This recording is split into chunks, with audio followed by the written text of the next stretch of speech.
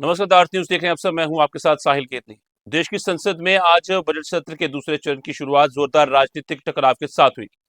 पश्चिम Asia में बढ़ते तनाव, ऊर्जा सुरक्षा और लोकसभा अध्यक्ष के खिलाफ अविश्वास प्रस्ताव जैसे मुद्दों पर सरकार और विपक्ष आमने सामने नजर आए। राज्यसभा में विदेश मंत्री एस जयशंकर ने पश्चिम एशिया की गंभीर स्थिति पर बयान देते हुए कहा कि सरकार वहां फंसे भारतीय नागरिकों की सुरक्षा को लेकर लगातार निगरानी कर रही है और कई बार एडवाइजरी जारी की गई है। उन्होंने ये भी बताया कि भारत ने मानवीय आधार पर ईरान की युद्धपोत को कोची पोर्ट पर ठहरने की अनुमति दी। इसी बीच संसद परिसर में विदेश मंत्री की राष्ट्रीय सुरक्षा सलाहकार अजीत डोवाल और chief of defence staff Anil Chauhan के साथ महत्वपूर्ण बैठक भी हुई, जिसमें मौजूदा सुरक्षा हालत पर चर्चा होने की संभावना थी। वहीं दूसरी तरफ विपक्ष ने पश्चिम एशिया संकट और बढ़ती तेल कीमतों पर संसद में व्यापक चर्चा की मांग की। लोकसभा में नेता विपक्ष राहुल गांधी समेत कई विपक्षी सांसदों ने संसद परिसर में विरोध प्रदर्शन भी किया। लगातार हंगामे के चलते अंत में लोकसभा की कार्यवाही को कल सुबह 11 बजे तक के लिए स्थगित कर दिया गया। इन सब बातों के ऊपर चर्चा करेंगे। तीन खास मेहमान हमारे जुड़ चुके हैं, उनसे इन बातों से समझेंगे आखिर स्थगित 11 तक कल दोबारा कर दी गई तो जो चर्चा होनी चाहिए थी वो कितनी अहम थी। तीन खास मेहमान हमारे जुड़ चुके हैं। जगदीप सिंह जी हैं स्पोक्समैन कांग्रेस से, दिनेश सिंह गेट जी हैं पॉलिटिकल एनालिस्ट, और डॉक्टर अविर मलिक स्पोक्सपर्सन बीजेपी। आप तीनों का बहुत बहुत स्वागत है हमारे जुड़ने के लिए और बहुत बहुत धन्यवाद हमें समय देने के लिए। तो शुरुआत मैं करूंगा दिनेश सिंह गेट से। सर, आप किस तरह से देखते हैं आज के पूरे दिन की कार्रवाई को? कल 11 बजे तक के लिए स्थगित तो की गई है, पर पूरी कार्रवाई को आप किस तरह देखते हैं? और जिस तरह से विपक्ष लगातार की मांग यही है कि चर्चा होनी चाहिए, जिस तरह से मिडिल ईस्ट में हालात बने हैं उसके ऊपर चर्चा होनी चाहिए, क्योंकि आने वाले समय में बहुत ही भारत के लिए अच्छा नहीं होगा।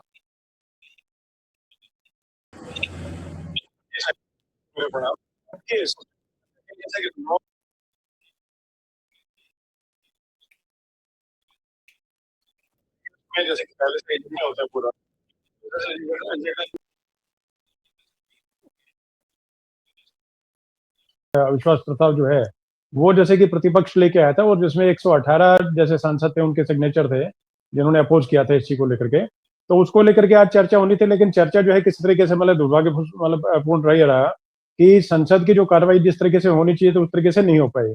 और दूसरी बात सर है कि सार्थक सर एक चीज रही कि सर है कि एस जयशंकर जो है विदेश मंत्री जी, तो उनकी तरफ से जो मतलब जैसे कि मिडिल ईस्ट की वार को लेकर के और अन्य चीजों को लेकर के और वहां से इवैक्यूएशन को लेकर के और जैसे एनर्जी सिक्योरिटी को लेकर के जो चीज बताएगी। बाकी इसके अलावा मतलब मैंने पूरी तरीके से उस टाइम पे भी देखा कि प्रतिपक्ष के जैसे कि जो सदस्य थे वो ज्यादातर उसमें और कहीं ना कहीं जैसे मतलब कुछ न कुछ वो व्याधित करने का काम करते रहे, तो वो कहीं ना कहीं ठीक नहीं था। पूरे तरीके से कार्रवाई अगर चलने देते हैं तो आर्थिक चर्चा होती और जो जैसे कि टैक्स पेयर का पैसा जो है उसकी वसूली होती, लेकिन कहीं ना कहीं वो चीजें नहीं हो पाई।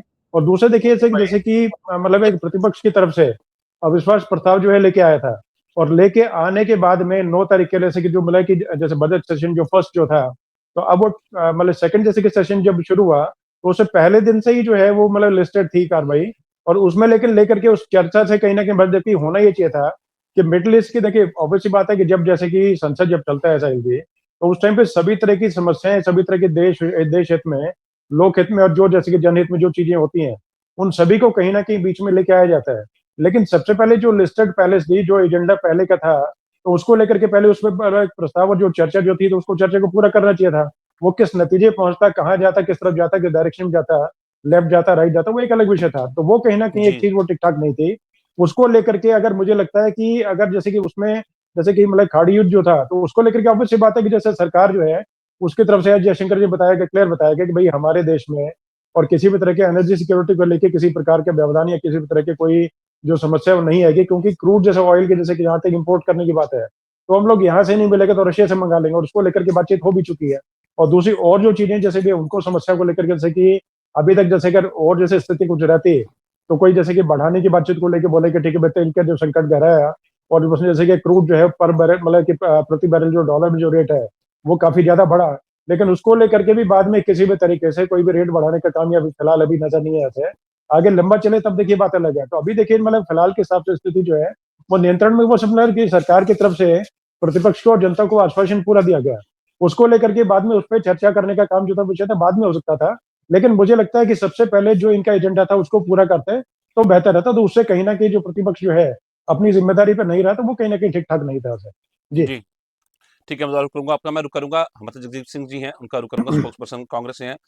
सर, क्या विपक्ष संसद में हंगामा कर चर्चा की संभावना को खुद कम नहीं कर रहा है? और साथ में पश्चिमा एशिया संकट पर विपक्ष सरकार से क्या ठोस कदम चाहता है जिसपे वो अड़ा है चर्चा के लिए?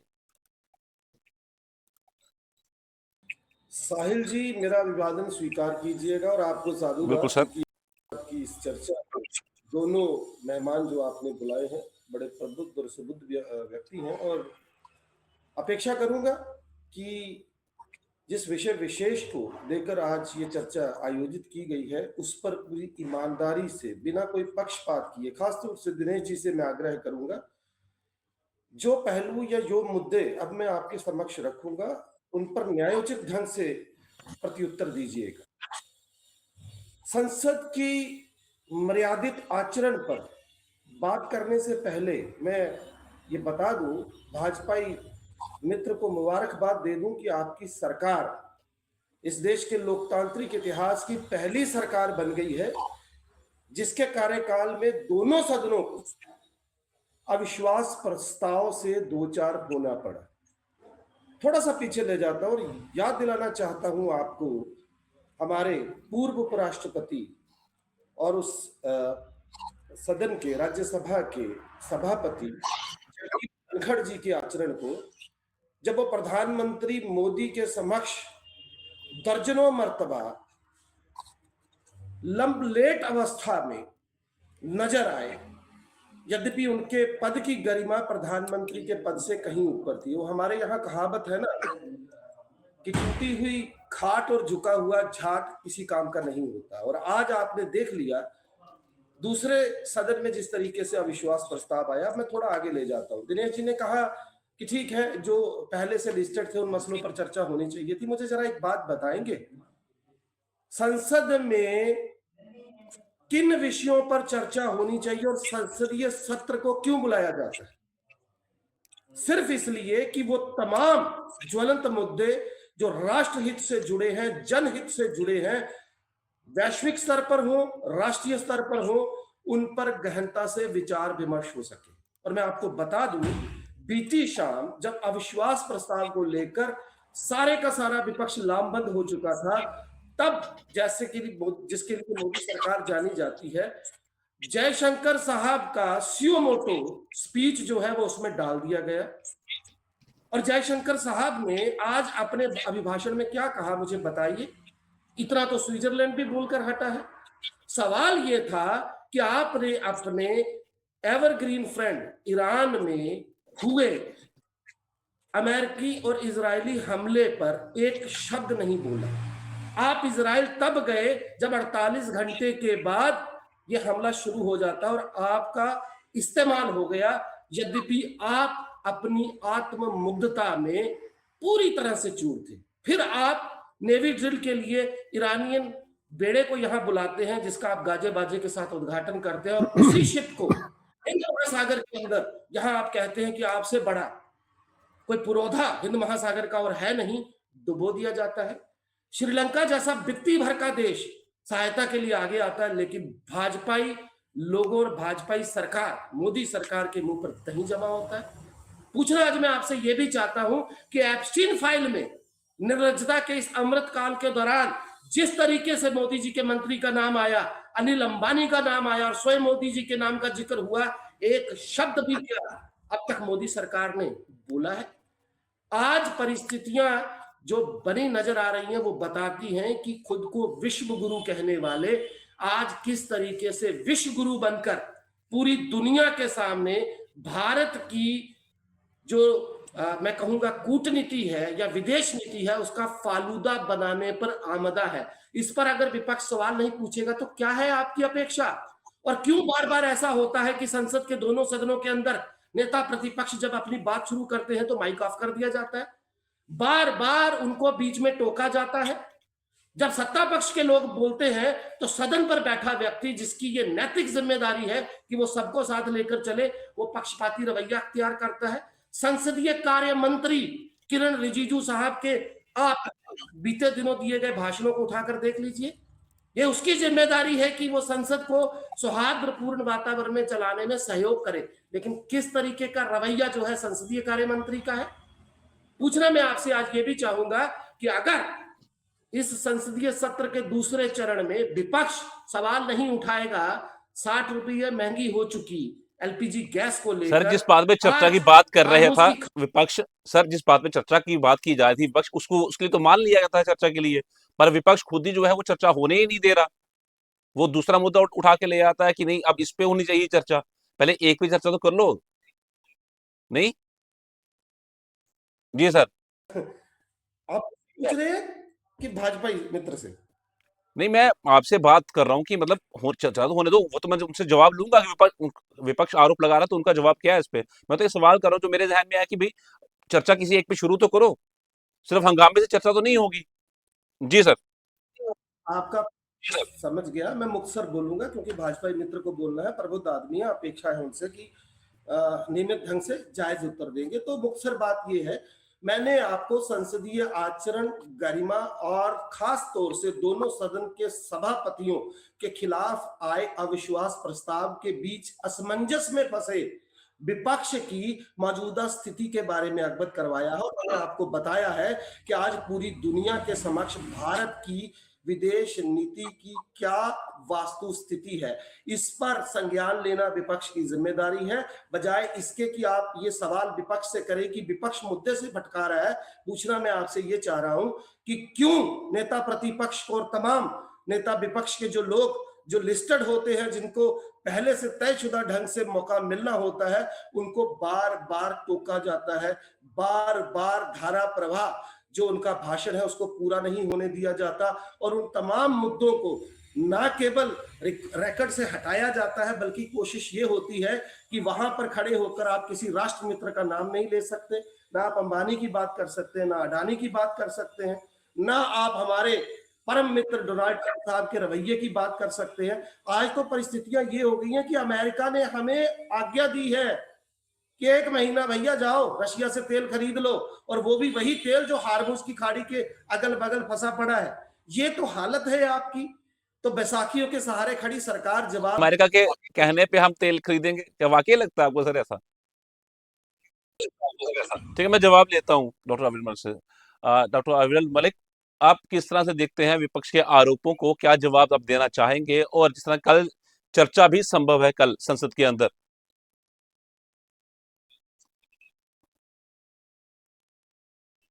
जी देखिए, जहां तक विषय एक तरीके चर्चा का, तो निश्चित रूप से हमेशा तैयार रहते हैं चर्चा के लिए, चाहे वो टीवी प्लेटफॉर्म के माध्यम से हो, सोशल मीडिया के माध्यम से हो, इंस्टाग्राम, फेसबुक, एक्स, किसी के माध्यम चर्चा का विषय हो, पार्लियामेंट में चर्चा का विषय हो, लोकसभा में, राज्यसभा में, विधानसभा में, किसी भी स्तर पे, किसी प्लेटफॉर्म पे विपक्ष जहां किसी मुद्दे पे चर्चा चाहे, हमेशा हम तैयार रहे हैं। और जहां तक विषय पार्लियामेंट का, तो वहां के जो नॉर्म्स हैं, जो नियम है, उनका मैं समझता हूँ एक तरीके से पालन होना चाहिए। नंबर 2, जहां तक विषय एक तरीके से जो आरोप लगाए जा रहे हैं विदेश नीति के ऊपर, तो निश्चित रूप से कांग्रेस पार्टी का अधिकार है सवाल पूछना भी और आरोप लगाना भी, क्योंकि लोकतंत्र है और लोकतंत्र की यही प्रणाली है, विपक्ष सवाल पूछे, इसका जवाब मैं इन्हें दे देता हूँ। जहां तक विषय अगर एक तरीके से बात कर जाए विदेश नीति की, तो आज विदेश नीति पूर्ण रूप से मजबूत है, विदेश मंत्री पूर्ण रूप से मजबूत है, विदेश सचिव भी पूर्ण रूप से मजबूत है, विदेश मंत्रालय आज पूर्ण रूप से मजबूत है, हमारी एक्सटर्नल अफेयर पॉलिसी हो, डिफेंस पॉलिसी हो, रक्षा नीति हो, पूर्ण रूप से मजबूत है। और भारत विश्व गुरु की ओर इस प्रकार से तेजी के साथ बढ़ रहा है, 2047 के लक्ष्य के साथ बढ़ रहा है, चौमुखी विकास हो रहा है, उन्नति प्रगति हो रही है देश की। और उसके साथ साथ जहां तक विषय एक तरीके से देश के आगे बढ़ने का, न्यू इंडिया का, मजबूत भारत का, नए भारत का, तो हम सबसे पहले भारतीय हैं राजनीतिक दल के कार्यकर्ता होने से पहले। और अगर भारत का विकास हो रहा है, भारत का उत्थान हो रहा है, तो निश्चित रूप से प्रत्येक भारतीय इसमें गर्व महसूस कर रहा है और गर्व की बात है। और जहां तक विषय विदेश नीति का सवाल, तो आज हमारे अमेरिका से भी अच्छे संबंध है, रूस से भी अच्छे संबंध है, अन्य किसी देश से भी अच्छे संबंध है, किसी भी देश की बात करें जाए सब देशों से अच्छे संबंध है। और दूसरे अच्छे संबंध नहीं, पाकिस्तान की अगर बात करें जाए, तो पाकिस्तान को हमने मुंहतोड़ जवाब दिया, घर में घुस के मारने का काम किया, एयर स्ट्राइक हुई, सर्जिकल स्ट्राइक हुई, ऑपरेशन सिंदूर हुआ, और किस तरीके से वहां इकोनॉमिक ब्रेकडाउन हुआ उसके बाद, और किस तरीके से वहां अगर बात करें जाए आर्मी किस प्रकार से घुटनों पे आ गई, वो स्पष्ट रूप से सबने देखा। जी ठीक है, रुको मैं दोबारा आपका मैं दिनेश सिंह गेट जी, भारत के लिए सबसे बड़ी चुनौती क्या है इस समय? क्या संसद में इस तरह के मुद्दों पर वाकई में व्यापक बहस होनी चाहिए?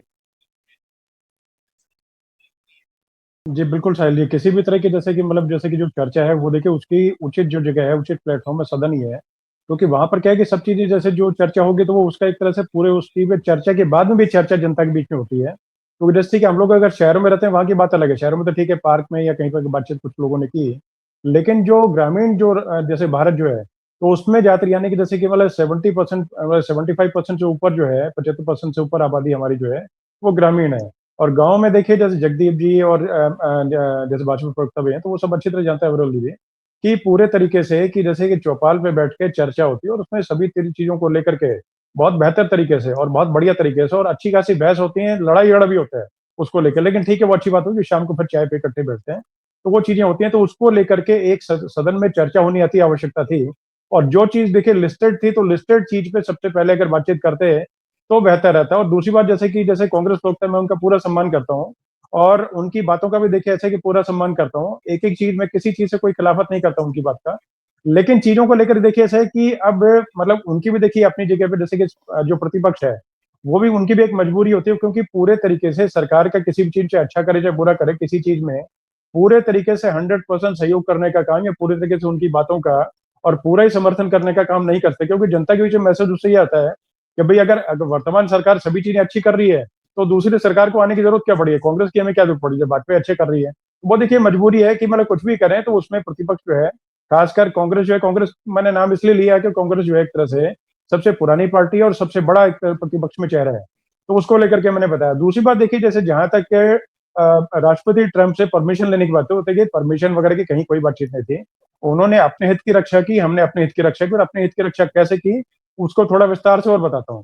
तेल लेना हमारा रशिया से कभी भी बंद नहीं होगा। तेल लेना जो है हमारा चलता रहेगा और उसमें भी जैसे कि जो हमने अपना जो उनके साथ में एग्रीमेंट जो किया यूएस के साथ में, उसे पूरे तरीके से विस्तृत रूप से पॉइंट वाइज़ क्योंकि हम लोग अगर यहाँ बात कई हज़ार पेजेज़ का वही होता है, कोई मतलब छोटा-मोटा तो एक-एक पॉइंट जो है उसमें सिलसिलेवार तरीके से, बिंदुवार तरीके से सब चीज़ें होती हैं। तो उसमें पूरे तरीके से मेंशन्ड होता है कि जो पहले के जो एग्रीमेंट हैं और एग्रीमेंट देखिए ऑयल के हो गए, कोल के हो गए, शुगर के हो गए, फूड ग्रेन्स के हो गए, ये साहिल जी इंटरनेशनल तौर पे जब होते हैं तो बहुत लंबे एग्रीमेंट होते हैं, कई-कई साल के होते हैं। तो वो पूरे तरीके से है कि जैसे वहाँ की जो रिफाइनरीज़ हैं उनके साथ में हमारे जो भी एग्रीमेंट है तो वो यथावत चलते रहेंगे, उनको कोई सस्पेंड नहीं किया गया है। सबसे बड़ी नोट करने की बात ये है। नए तरीके से कोई जो चीज़ है तो उसपे वो लगाने का काम उन्होंने किया था कि भई ठीक है अगर वहाँ से आप लोग लेंगे तो हम लोग आपके साथ ट्रेड क्यों करें? बातचीत आपस में जो विषय जो था चर्चा का वो ये था कि अगर जैसे उस तरीके से और मैं मतलब अपने तरीके से थोड़ा क्लियर करने की कोशिश करूँगा इसको उसमें, क्योंकि एक तरह से जनहित मैं समझता हूँ और ये डिबेट को सार्थक करने के लिए मैं अपनी तरफ से इसमें योगदान मेरा मैं यही समझता हूँ। यूएस की तरफ से अपनी चीज़ों को लेकर के क्योंकि जैसे कि मैं बताता हूँ कि एक तरह से कि इस टाइम पे यूएस की जो अंदर से जो हालत है, इकोनॉमिक जो हालत है वो बहुत ज़्यादा खराब है और अंदर से उनको अपनी चीज़ों को एक तरह से मतलब दोबारा दुरुस्त करना है। जॉबलेस जो स्थिति वो हो गई, अपने उद्योग धंधे हो गए, उनको दोबारा एक तरह से मतलब फलने-फूलने का मौका देना और बढ़ावा देना और प्रमोशन करना, वो एक तरह से उनका अधिकार है, तो वो अपने तरीके से काम करेंगे और बेटर नेगोशिएशन क्योंकि ट्रेड जो होती है वो नेगोशिएशन पे ही होती है सारी-सारी। तो उन्होंने अपने तरीके से नेगोशिएट करने का काम किया कि अगर सारे तरीके से और आप क्रूड जो है बाहर से उस तरीके से अभी पहले जो ले रहे हैं वो भी नए तरीके को लेंगे तो हमारे से आप लेने का काम करेंगे और हमारे से आप नहीं लेंगे तो हम आपसे क्यों लें ऐसे? तो वो चीज़ें थी, तो आपस में एक रास्ता और समरसता बनाने की बातचीत की गई कि हम लोग उनसे ये लेंगे और बदले में उनको ये देंगे ऐसे और वो एक बैलेंस ट्रेड करने का काम किया गया कि मतलब यूएस हमारे से इतना-इतना लेगा और हम लोग जो उनसे उतना लेंगे जैसे कि 500 बिलियन का जैसे उसमें की फिगर आया। तो हमारा जैसे कि मैं बताता हूँ पिछले साल 75 बिलियन के आस-पास हमने जो है उनका एक्सपोर्ट किया था। तो वो चीज़ें हैं और उससे पहले तो वो जाकर के करीब 400 मतलब करोड़ के आस-पास जाकर के अगर बनता है, तो उसमें समझने की बातें हैं और बहुत सारे बड़े पैमाने में हम उसके अलावा सर्विसेज़ एक्सपोर्ट करने का काम करते हैं जिनकी गिनती कम होती है। दूसरा उसके अलावा वहाँ पर जो हमारे काम करने वाले जो लोग हैं, चाहे नासा बोलें, हेल्थ केयर सेक्टर बोलें या जैसे अन्य जो बड़े सेक्टर्स हैं, उसमें हमारे लोग हैं जिनका पैसा बहुत बड़ी मात्रा में, बहुत बड़ी तादाद में हमारे पास वापस आता है। तो मुझे लगता है कि कहीं न कहीं जैसे क्वेश्चन मार्क या किसी चीज़ पे जैसे कि प्रश्न चिन्ह लगाने से पहले सभी चीज़ों की स्टडी करने की आवश्यकता बहुत ज़्यादा होती है और सदन में इन्हीं चीज़ों को चर्चा करने की आवश्यकता थी।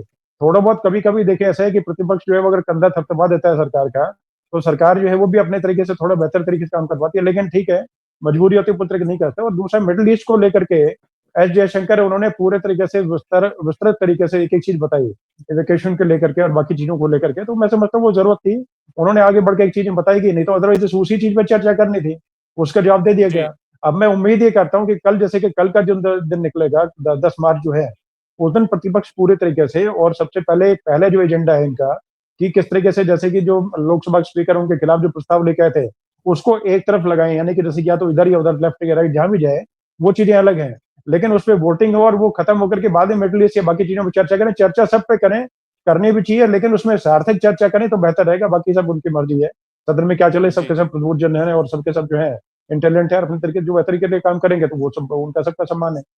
जी साहिल जी। जी, जी, बिल्कुल सर, मैं दुआ करूँगा, आपका मैं करूँगा जगदीश सिंह जी का। सर आप आपने बातें सुन ही ली सारी, तो मैं कुछ सवाल जोड़ भी लेता हूँ साथ में। सर कल चर्चा होगी, ऐसा अनुमान लगाया जा रहा है क्योंकि रिजिजू जो है, वो चर्चा की शुरुआत करेंगे और शायद कल केंद्रीय गृह मंत्री अमित शाह भी बोले अंत में, ऐसी बातें आ रही हैं। तो कल क्या विपक्ष चर्चा करने देगा, इस हक में होगा? संसद में लगातार टकराव से क्या लोकतांत्रिक प्रक्रिया पर असर नहीं पड़ता सर? जी सर। देखिए, दिनेश जी से मुझे बड़ी अपेक्षा है। मैं फिर से बड़े नटशल में कुछ बातें रखूंगा और साथ में मैं मलिक साहब से, अभी वो बड़े मर्यादित आचरण की बात कर रहे थे, मुझे जरा बताएंगे संसद कैसे चलेगी जब नरवणे साहब की किताब के उस जिक्र को लेकर पहली मर्तबा नेता प्रतिपक्ष एक प्रतिष्ठित जो वेबसाइट है उसका हवाला देते हैं तो पूरा सत्ता पक्ष नाचना गाना शुरू कर देता है, शोर मचाना शुरू कर देता है कि सर आपको कोई नियम नहीं औचित्य है। है? सर बात कीजिए पूरी, आप कोई बात नहीं है। बिल्कुल सर, अब पूरा टाइम वक्त आपके लिए। किताब आ जाती है, जब वो किताब आती है तो सवाल इस पर नहीं होता कि नरवणे साहब जो इस देश के पूर्व सेनाध्यक्ष हैं वो क्या बता रहे हैं कि 56 इंची उस वक्त कहां चले गए थे और कैसे उन्होंने कह दिया कि भैया जो समझ में आता है, जो उचित लगता है वो कर लो। तो आप बताएं किस तरीके के व्यवहार का आप अपेक्षा रखते हैं विपक्ष से। अब मेरे कुछ सवाल है, जरा मैं पूछना चाहता हूं दिनेश साहब से। दिनेश साहब, आपने ठीक है, आपके हिसाब से हमारी विदेश नीति बाकमाल है, भारत विश्व गुरु बन चुका है, विकास जो है वो लगातार हो रहा है। जरा बताइए मुझे, हमारी वेस्टर्न कमांड में अमेरिकी डिप्लोमेट आकर बैठता है और हमारे सैन्य अधिकारियों के साथ फोटोशूट होता है। आप एक डिप्लोमेट बता दीजिए जिसको पेंटागन अलो कर दे, सिर्फ अपने प्रेमिसेस में अंदर जाने की अनुमति दे दे, मैं अपनी हार स्वीकार कर लूंगा। दूसरी बात मैं आपसे पूछना चाहता हूं, वही टैरिफ की बात आएगी, आपसे पहले भी चर्चा हुई है, जो 3% था वो 18% हो गया। शुक्र मनाइए सुप्रीम कोर्ट का उस पर आदेश आ गया, अमेरिकन सुप्रीम कोर्ट का। आपने उस पर, आई मीन भाजपा ने, आपने नहीं, माफ कीजिएगा, भाजपा ने उस पर भी बड़ी उछल कूद मचाई। तदोपरांत मैं बार बार कह रहा हूं कि ये एप्स्टीन बार है, ये युद्ध जो है ये जेफरी एप्स्टीन की वजह से लड़ा जा रहा है। ये युद्ध इसलिए लड़ा जा रहा है कि दुनिया के सबसे बड़े दादा डोनाल्ड ट्रंप का नैतिक चरित्र कितना गिरा हुआ है ये बाहर ना आ जाए, और इस पर जो पंजा है मसाद का वो इतनी बुरी तरह से जकड़ा है कि आज डोनाल्ड ट्रंप जिस तरीके से कंप्रोमाइज है, वही परिस्थितियां हमारे देश के प्राइम मिनिस्टर के साथ बनी हुई हैं। फिर आपने कहा तेल की बात, मैम जरा मुझे बताएंगे, मैंने कब कहा कि रशिया से तेल लेना बंद कर दिया? रशिया सस्ता तेल दे रहा था, आपने 60% का जो रशिया से तेल ले रहे थे उसको 60% की दर से कम कर दिया। आपको ईरान जैसे आपके मित्र ने चाइना और रशिया को अनुमति दे दी हार्मुज की खाड़ी से आने की, आपको नहीं मिली। जब आप इजराइल जाते हैं आप तब अहिंसा की बात करते हैं, आपके मुखार बिंद से एक शब्द नहीं निकला गाजा के उन 70,000 निर्दोष नागरिकों की मौत का। अरे बना क्या दिया आपने इस देश को? हिंदू मुसलमान के नाम पर आप कितनी सियासत करेंगे? जो लोग गाजा में मरे वो बच्चे थे, महिलाएं थी, बुजुर्ग थी। किसी भी दुनिया के किसी भी कोने में जब किसी निर्दोष की हत्या होती है तो एक लोकतांत्रिक देश को जो खुद को मदर ऑफ डेमोक्रेसी कहता है उसका ये नैतिक धर्म बनता है कि वो उस पर बात करे, लेकिन आप करने से रहे। अब स्थिति ये है कि डोनाल्ड ट्रंप आपको बता रहा है कि आप रशिया से तेल लेंगे या नहीं लेंगे। अलो शब्द आपको अनुमति दे रहे हैं, ये शब्द जो है ये उसमें दर्ज है। ऑपरेशन सिंदूर की तो बात ही मत कीजिए, 100 से अधिक मर्तबा उसके क्रेडिट लेने वाले आपके मित्र डोनाल्ड ट्रंप, जो जिनके लिए आप कहा करते थे बोल देते हैं, वो रात को सोते हैं सपना आता है बोल देते हैं, शायद ऐसा ही कुछ चलता रहता है। मतलब ऐसे तो विपक्ष को नहीं करना, विपक्ष को इस टाइम साथ मिलके काम करना चाहिए मेरे ख्याल से। वही पूछ रहा हूँ ना, मैं आपको एक बात बताता हूँ। देखिए विडंबना क्या है, डोनाल्ड ट्रंप साहब के नाम में जो ट्रंप है ना, उसका शाब्दिक अर्थ होता है तुरप का पत्ता। विडंबना यह है कि उसी ताश में जोकर का पत्ता भी होता है। तो अब आप तय कर लीजिए कि तुरप का पत्ता कौन है और जोकर का पत्ता कौन है, और क्यों उसने इस पूरे देश की विदेश नीति का कचूमर निकाला हुआ है। आप मुझे केवल इतना जवाब दे दीजिए, आपके जितने पड़ोसी मित्र हैं, चाहे वो श्रीलंका से शुरू हो जाइए, नेपाल है, भूटान है, आपके तमाम छोटे छोटे मुल्क, मालदीव है, आपने किसी के साथ कोई रिश्ता रखा? ऑपरेशन सिंदूर में सिवाय इजराइल और अफगानिस्तान के, अफगानिस्तान भी वो देश जिसको अभी तक आप देश मानने को तैयार नहीं थे, कोई आपके साथ खड़ा हुआ? मेरे सीधे 4 सवाल है, एक जवाब दे दीजिए सबका। अब चाबहार पोर्ट पे आपने बिलियंस में निवेश किया, आपको एक घुड़की दी डोनाल्ड ट्रंप ने, आप बोरी बिस्तर उठाकर भाग आए। अरे भाई, कितना कितना और नीचा दिखाएंगे अपने मुल्क को, और क्या प्रेशर है आपके ऊपर?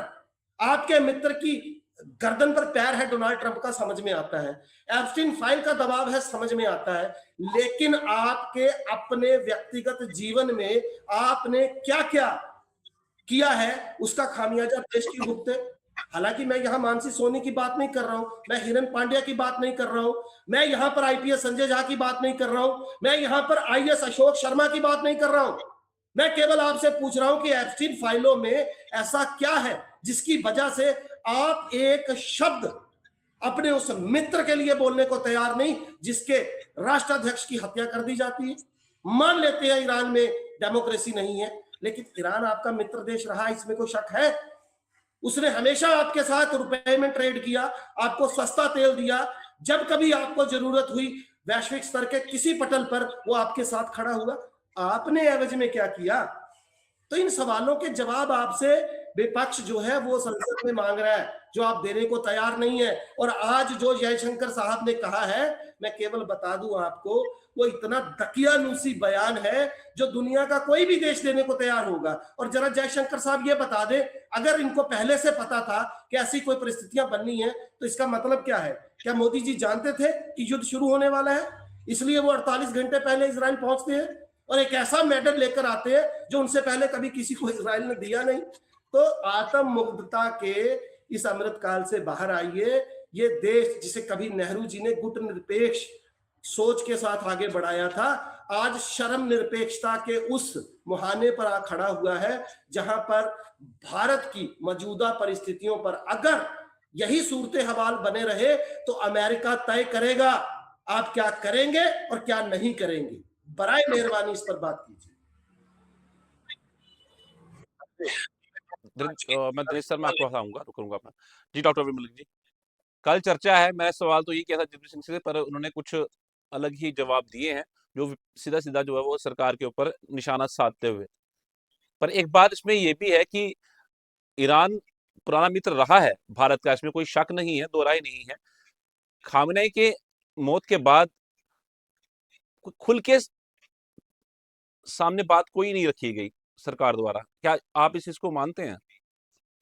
ये बात भी सच है कि कहीं ना कहीं एक गलत नैरेटिव सेट करने की कोशिश की जा रही थी, जिस तरह हमने प्रोटेस्ट देखे, क्योंकि वो चाहते थे कि भारत के अंदर हालात बिगड़े, जिसको कि बड़े ही अच्छे से हमारे सिक्योरिटी फोर्सेस ने, हमारी सिक्योरिटी एजेंसीज ने हैंडल किया है, इसमें कोई दो राय नहीं है। पर कहीं ना कहीं ये बातें आती हैं सामने। जी सर।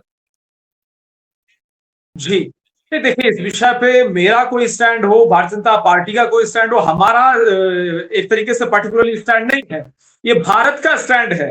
ये भारत के स्टैंड की यहाँ बात हो रही है, अगर खामनेई साहब के विषय चर्चा हो रही है, और यहाँ कांग्रेस का भी कोई स्टैंड नहीं है, या जगदीप जी यहाँ बैठे हैं, इनका भी कोई स्टैंड नहीं होना चाहिए, यहाँ होना चाहिए भारत का स्टैंड। और भारत का स्टैंड बिल्कुल स्पष्ट है। हम अमन की बात करने वाले लोग हैं, चैन की बात करने वाले लोग हैं, शांति की बात करने वाले लोग हैं, शांति का संदेश देने वाले लोग हैं, और निश्चित रूप से ह्यूमन राइट्स प्रोटेक्शन की हम बात करने वाले लोग हैं। और इससे ज्यादा बोलना, मैं सोचता हूँ, इसमें कोई रह ही नहीं जाता। हम तो कह रहे हैं, हम मौलिक अधिकार, मानव अधिकारों को संरक्षित किस प्रकार से किया जाए, वैश्विक पटल पे सुनिश्चित करने का एक तरीके से हमारा स्टैंड है, रहा था, रहा है, और निश्चित रूप से रहेगा।